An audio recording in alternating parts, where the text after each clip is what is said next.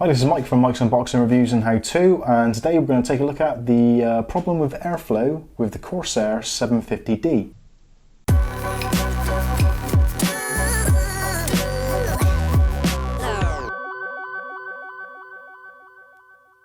Okay, so this is the Corsair Obsidian 750D full tower case, or mid to full tower case. Not quite as big as the 900 and a little bit smaller than the 450s, but this case is very popular amongst modders and enthusiasts alike due to its large proportions, the ability to put a lot of fans in and to get a lot of airflow through the case. Oh, I've got someone else's teeth in the game today. So as you can see on the front, there is a solid panel which is designed to make it look very nice and very clean, but unfortunately, as we found with a lot of cases recently, especially in 2017, and this case is already a few years old, so people have maybe followed Corsair's theme with this and by blocking up the front panels. Now, the front panel is obviously where most systems take in their fresh air to keep all your components nice and cool. So with the restriction on the front, is this going to have a problem? Are you going to overheat your components? Now, Corsair have done two models of this case, the airflow case and the standard 750D. Now, the airflow case comes with this ventilated air panel, and as you can see, it's got a fine mesh and a number of perforations to allow air to pass through nice and freely. Now, the difference in price between the airflow model and the standard model on places like Newegg, Amazon, etc. are very close in the US, although a slightly different story in the UK, whereas there is as much as £30 difference between the two cases. Now, this panel is available as a separate option from Corsair for anywhere in the region of anything between £15 and £25, depending where you get it from and exchange rates, etc. So my question is it worth paying the extra to get the extra airflow, and will it affect performance? Now, in order to find out if this is a problem or not, I've benchmarked using Unigine Heaven, which is known to be quite heavy on graphics cards, and also I've used the CPU-Z CPU benchmark to put on a load to the system. It's kind of the maximum stress it's likely to be. Now, what I've done is I've taken temperature readings, ambient temperature readings, CPU temperature readings and GPU temperature readings with 4 different states of the case. So I've done one which is in the fully standard configuration, which is with the front panel on and the mesh filter which is behind also in place. I've done it with just the mesh filter. I've done it with the Corsair AIRFLOW front panel, and I've also done it as a comparison with the front being bare, just to give people, well, just to give me peace of mind really that the money I've spent on this has been worthwhile. So let me show you quickly what it's like behind the panel. So in order to take the panel off, 2 toggle tabs, and as you can see, that's a completely solid panel, no airflow getting through there. There's only a very slight gap around the outside edge, and that reveals the mesh filter. The mesh filter can be removed quite simply, leaving you with the bare fans. Now, there are 140mm fans. I think you get probably 1, maybe 2 as standard, depending which model you opt for. There have been various different SKUs with varying fan configurations. So in this configuration, I've got 2 140s on the front, I've got a 140 on the rear, and the CPU is being cooled by a Thermaltake Water 3.0 240mm radiator. That is the only cooling I've got in the system. So I've kept that standard all the way through the testing, and I'll be honest with you, I was quite surprised in the different results during the testing. Now, the CPU in this is a Ryzen 1700X running at pretty much stock, so it's running at 3.5 gigahertz standard, and it will, well, at least it has been seen in CPU-Z to go all the way up to I think it was 3894 megahertz or 3.9 gigahertz. So it has gone up quite high on all the cores, in fact at some point during this testing. Now hopefully, if things have gone right, you'll see some graphs popping up here, there and everywhere, so you can see a graphical representation of what I'm about to tell you. Right, let's start off with the high flow. So with the high flow installed, which is just this panel, which clips on, not very easily from this side.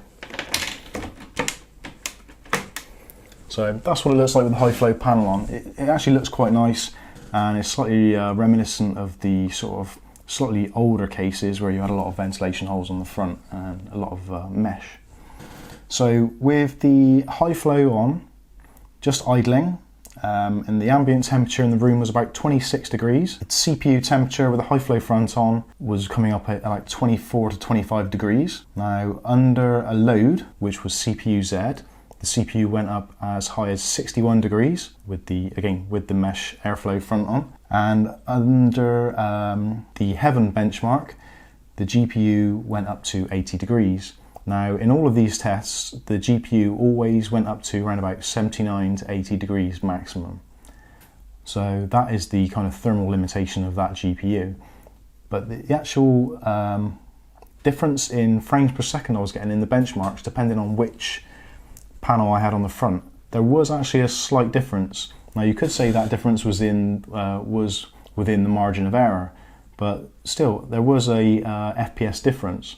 So if you're looking to squeeze the absolute maximum out of your system, airflow is definitely going to be a consideration. So that was with the high flow front on. Now with just the filter only, which I'll show you. So that is in this configuration. So not exactly pretty, but still filtering the fans and the rest of the internal components.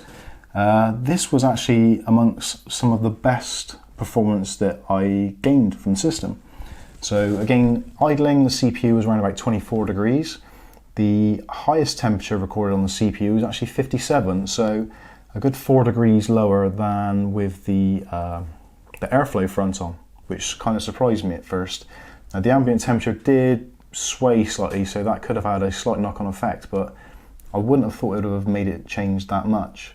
Now actually I forgot to mention, with the high flow front panel on in Heaven benchmark, I had 105.4 frames per second.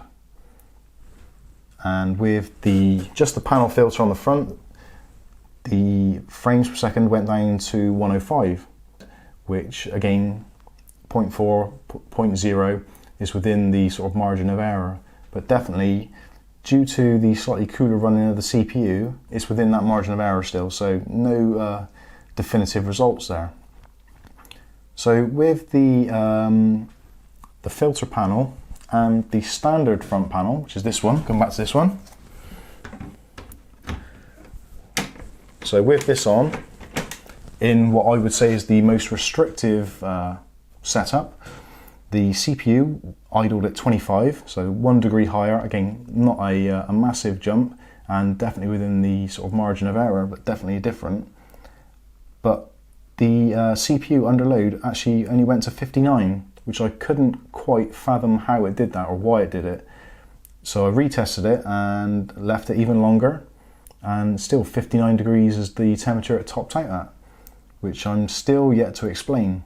Again, the CPU was at 80 degrees, and strangely enough, the frames per second did go down. Now, it went down to 103.6, so the CPU was slightly cooler. The GPU was still at its thermal tolerance, but yet there was what I would say more than a sort of margin of error on the GPU. So less frames per second in this particular configuration. Now, with everything taken off, so maximum airflow, so no front panel whatsoever, and looking pretty ugly and getting quite dusty inside, we've got a CPU temperature of 25. The GPU maxed out at about 79, flickered on 80, so slightly lower, but again still within the sort of margin of error and going right up to the maximum of the GTX 970. The ambient temperature again still around about 26 degrees, but with it completely bare, a slightly better result on the frames per second, 105.6. So again, it's only 0.2 difference between the best achieved with the high flow on the front.